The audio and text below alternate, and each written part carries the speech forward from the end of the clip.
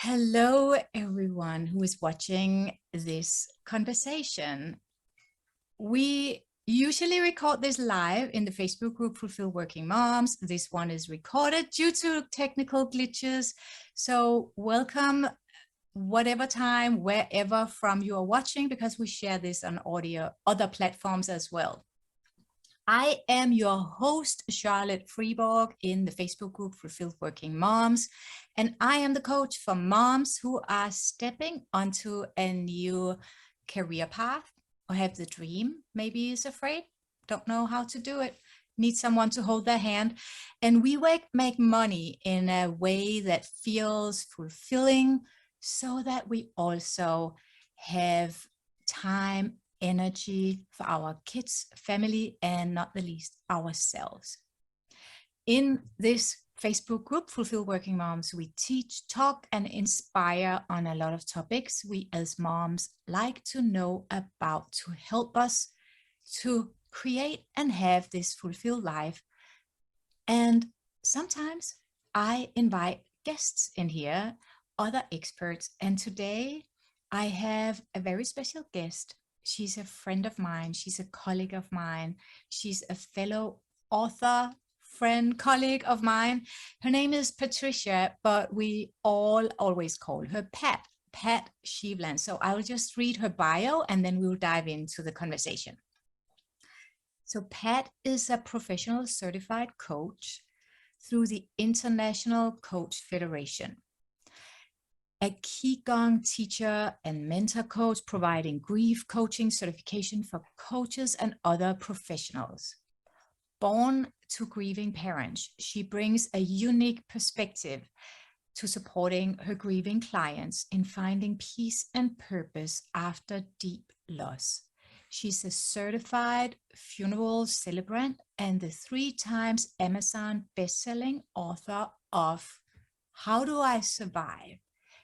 7 Steps to Living After Child Loss, Living Life in the Middle, the Caregiver's Guide to Healing, Hope, and Harmony through Multi-Generational Living, and the Confident Grief Coach, a guide for helping clients process loss.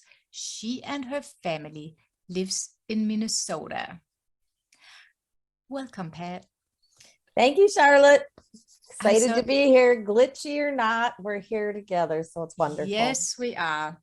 And the beauty of being able to record, we can either go live or we can record. We make it happen. Flexibility. Perfectly. As moms, Exactly. it's flexibility, right? Yeah, perfectly imperfect. Right. So I want to start just with like the broader question of why did you choose to become a life coach and how did you specialize in grief coaching?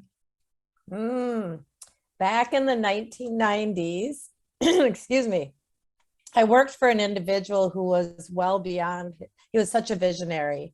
And I was working in a case management firm and I was a general manager out in Colorado. And we always used coaches. We never had managers. We never had supervisors. We always had coaches.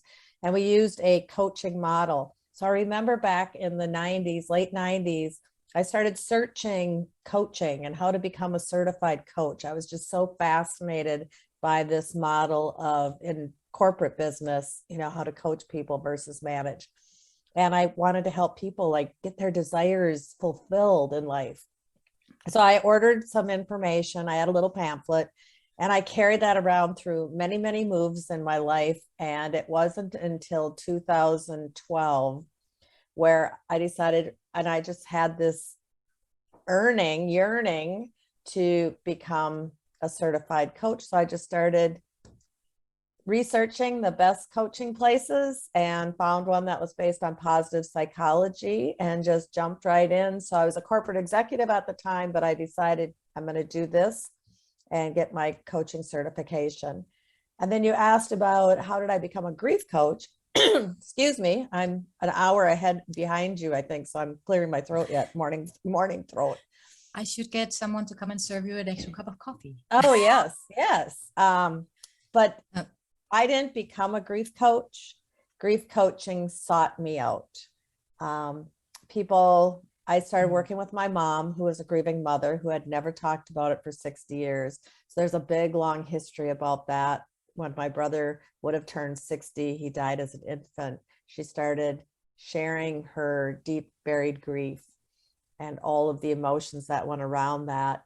And I was in my 50s. My mom was in her late 80s at the time. And so that started me on the path of being curious and asking questions and holding the space for someone who's grieving and help to find healing and some peace. At that late date, it had been, 60 years.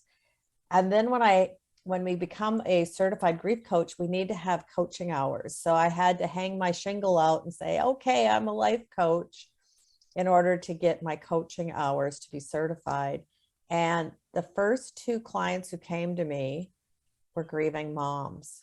And it was like, okay, that's something is going on here. And then it just so happened that people that were grieving were the ones that would come to me and look for coaching support. And many of them had been grieving for decades. And to just really get that support to be able to move forward and unwrap and give their grief air.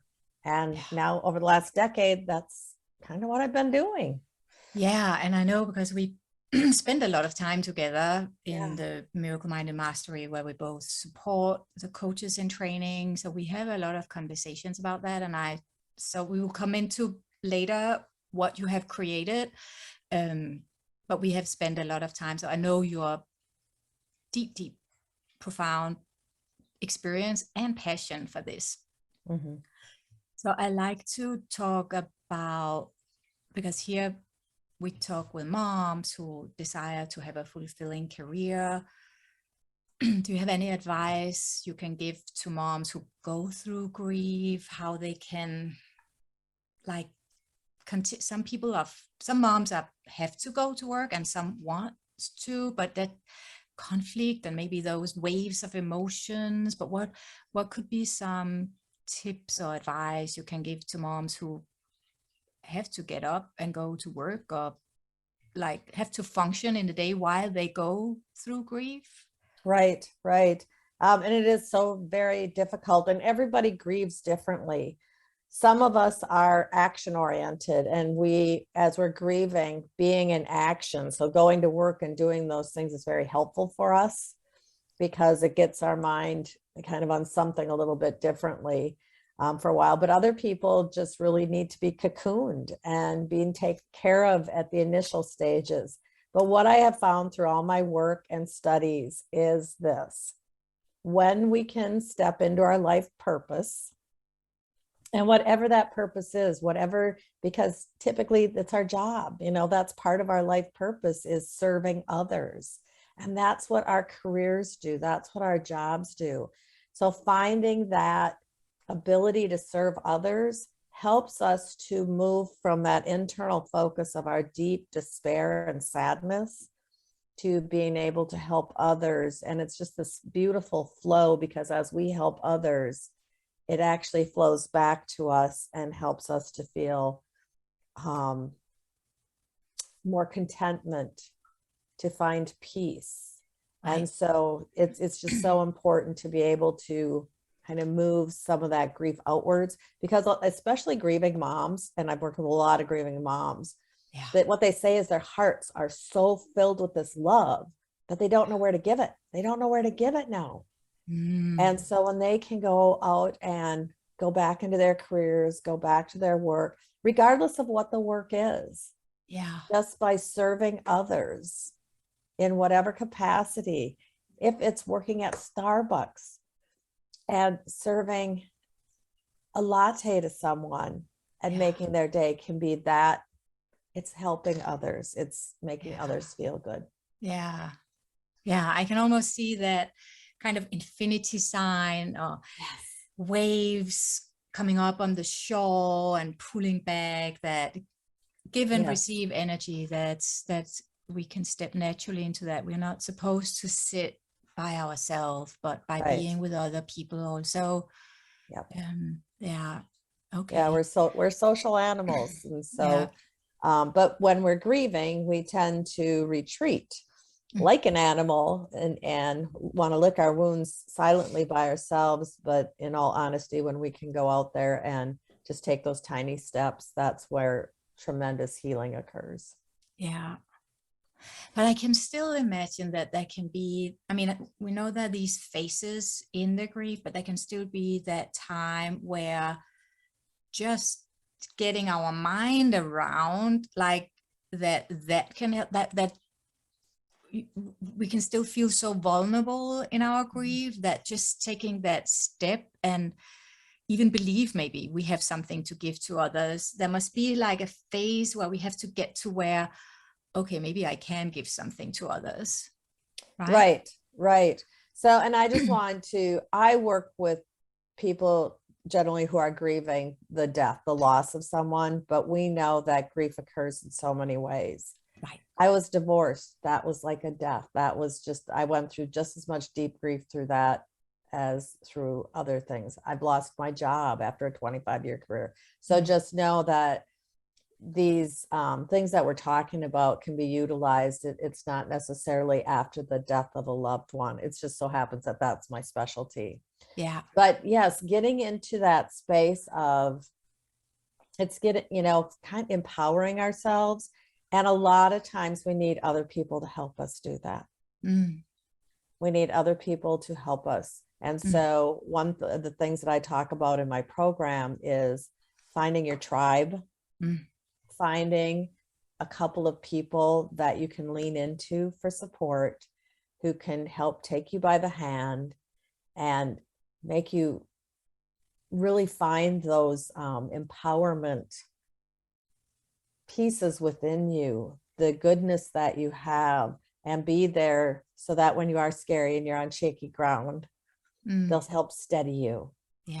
So there's a lot of different things, and I give a lot of tools in my books as far as how to really create that community and the empowerment.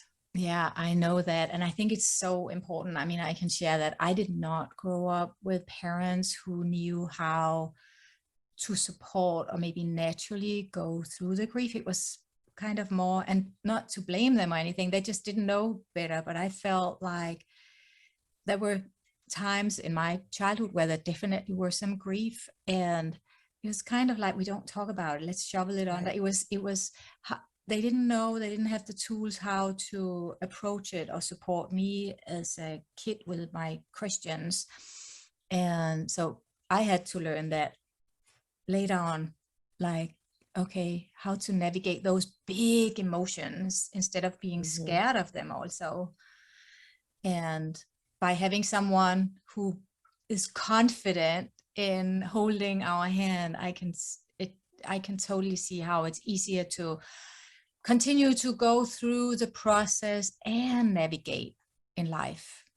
Right. Yeah. And I encourage people to not lean into their family members, their immediate family members, as their support. Find a couple of people who are just totally available for you. And sometimes it's scary to ask for help.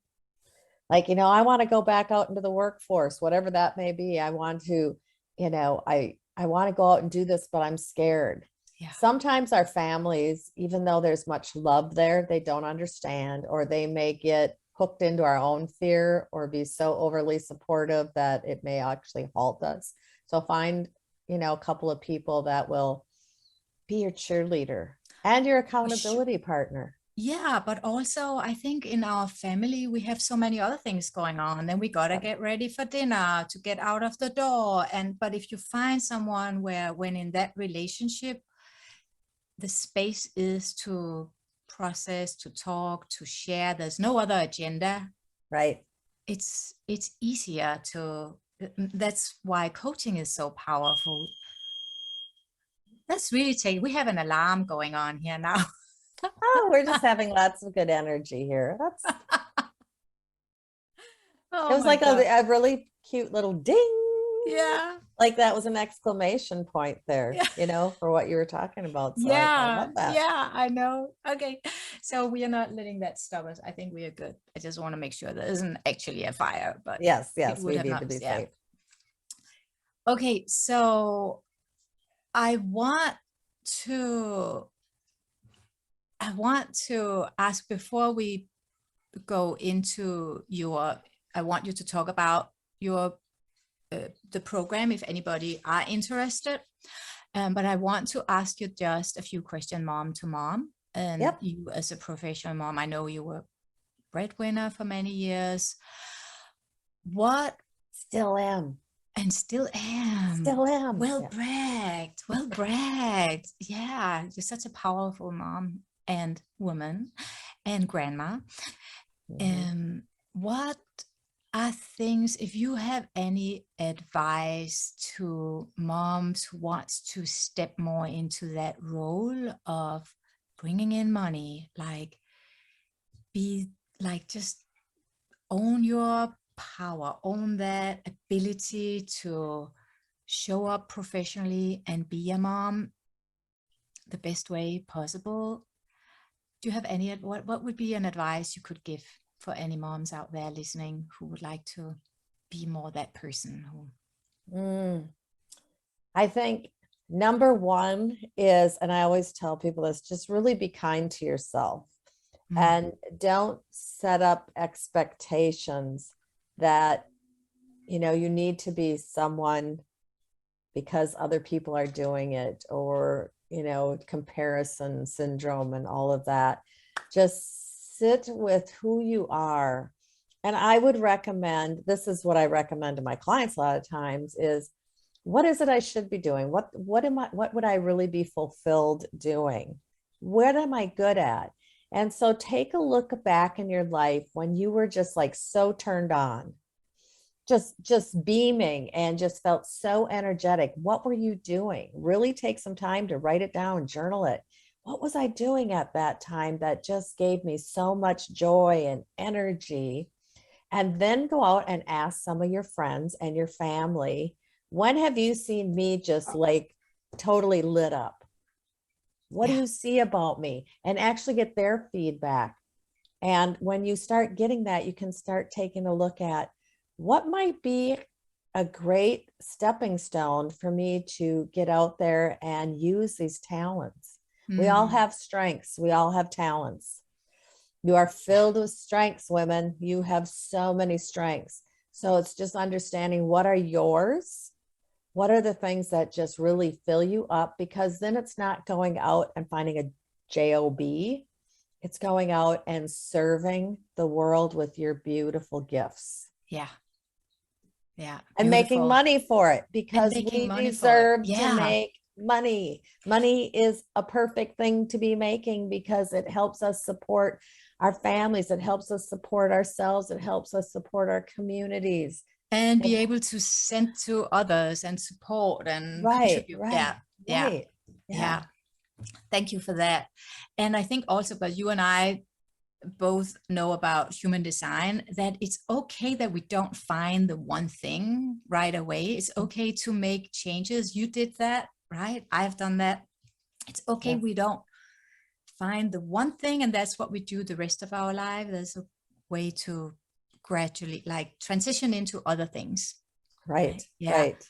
Okay. So I want to ask you another question, because I know a lot of people stop pursuing their dreams, pursuing that, like stay on the path to more fulfillment because of fear.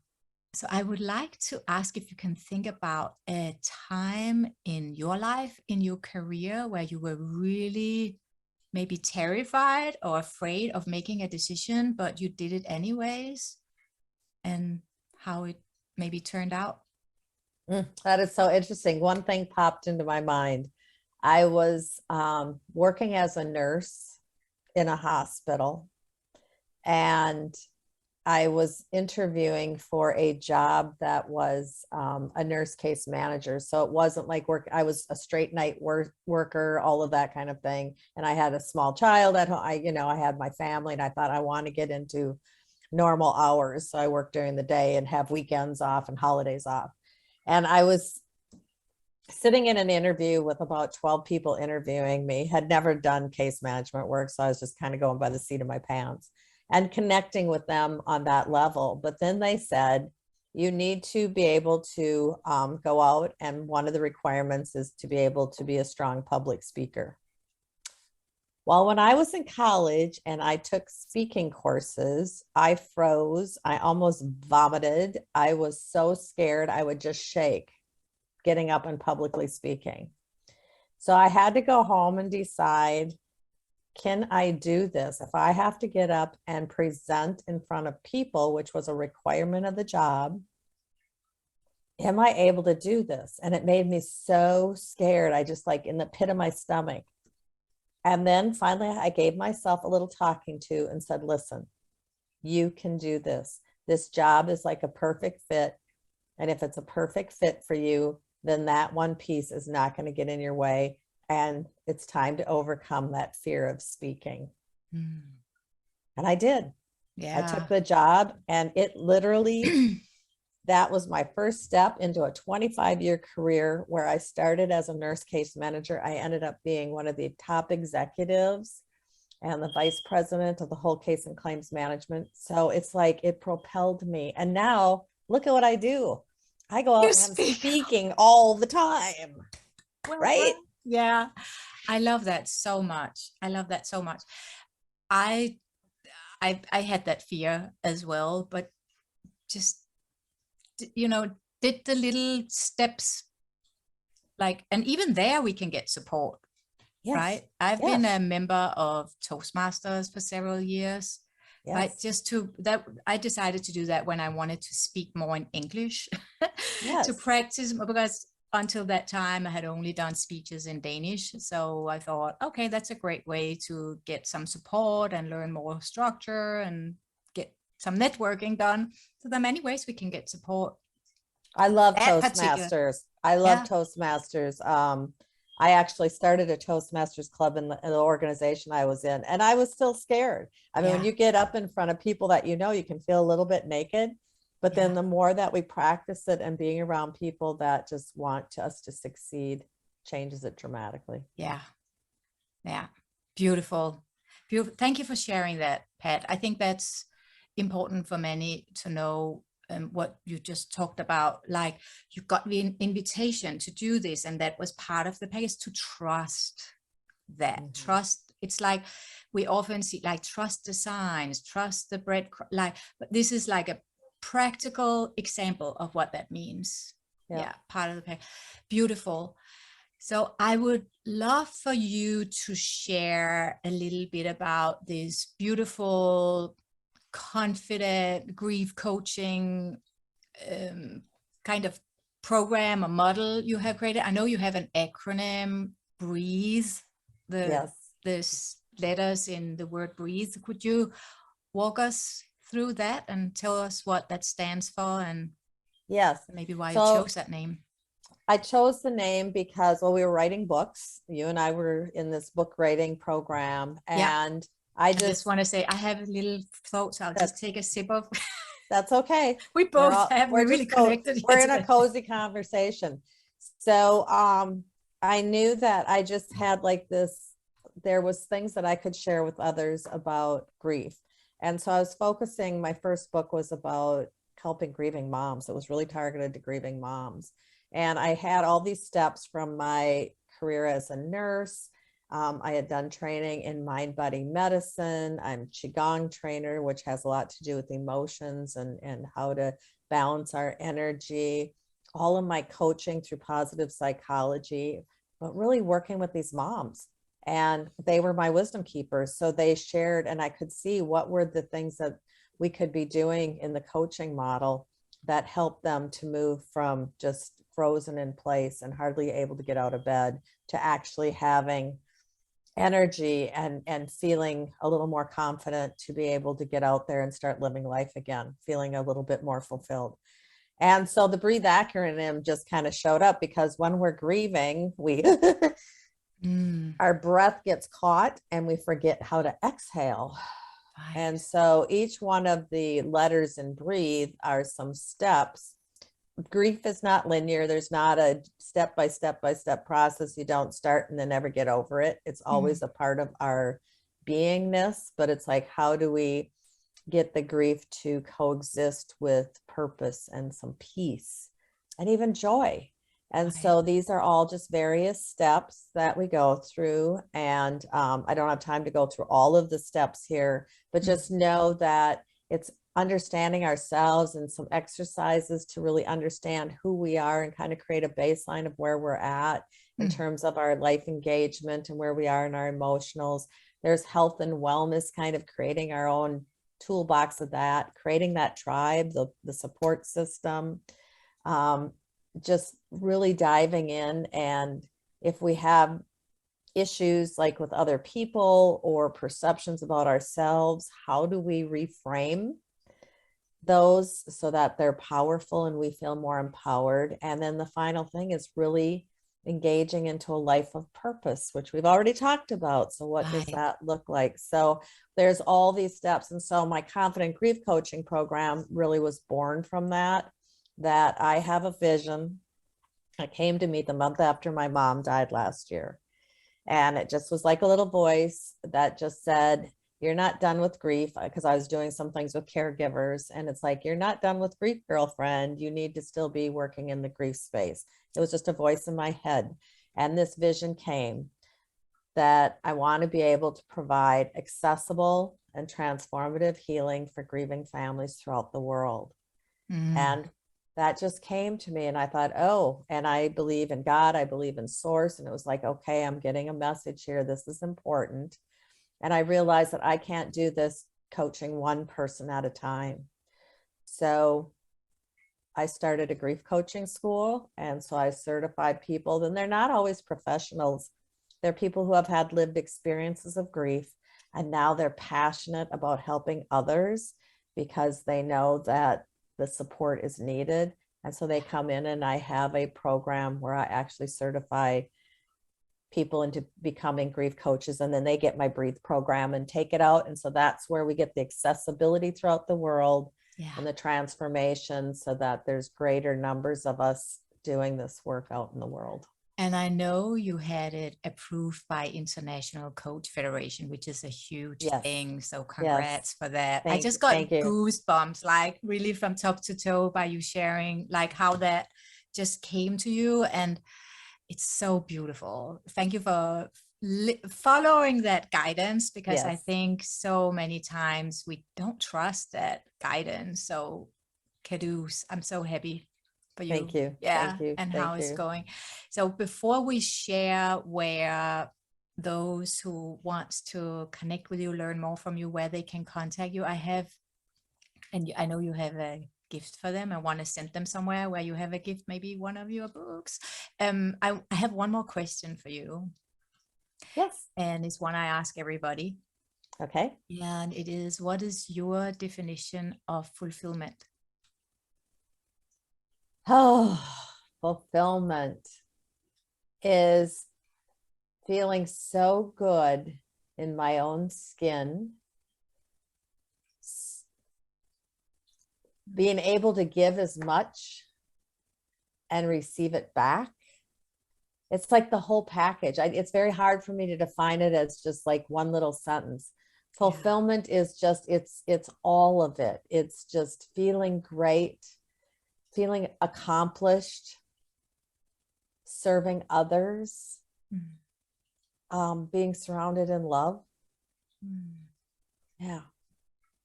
Beautiful. Yeah, let's just sit with that. Yes. Beautiful. Because I know you live that. I mean, we can't, but just by expressing it, for people out there, just reflecting what is fulfillment can bring us more fulfillment, I find. Yes. Right? Yes. Yeah. Yes. I'm feeling very fulfilled by just talking about it. Yeah. Yeah. Beautiful. All right, my dear friend, can you please share, if for those who wants to know more from you, where do you want them to go? Where do you want them to find? I know you have your website, Healing Family Grief. I know the access to your books there. Is that where you want them to? Yep. Just go to healingfamilygrief.com. Yeah. Any one of my 3 books, you can order them and they are free. You will get the ebook version. So you can get one or all of them. And please do, if you would ever want to connect with me, you can connect with me through that website. And I'd be glad to hear from anybody. I love talking about this stuff, as you can see. I know. And I know you are also a member of the Facebook group Fulfilled Working Moms. Yes, I am. So if you watch this in the group, just tag Pat, ask her questions, have a conversation with her. If you watch outside, please come and join us. Yes. And yeah, I so appreciate you took the time to join me here in a cozy conversation. Perfectly imperfect with a lot of technical glitches, alarms, barking dogs. Isn't that what lives are, as like fulfilled working moms, or this is momhood. We have to be flexible, and sometimes alarms are going off. It could be our kids screaming, or for me, grandkids screaming, and all of that kind of stuff. So we do it anyways. We do it anyways. Well, yes. Thank you so much. So wherever you are watching, please leave us a comment. What did you like? What did you take away? What's some new thoughts? Anything. We would love to hear from you. And my last word is just, I believe in you, and see you next time. Bye for now. Bye-bye.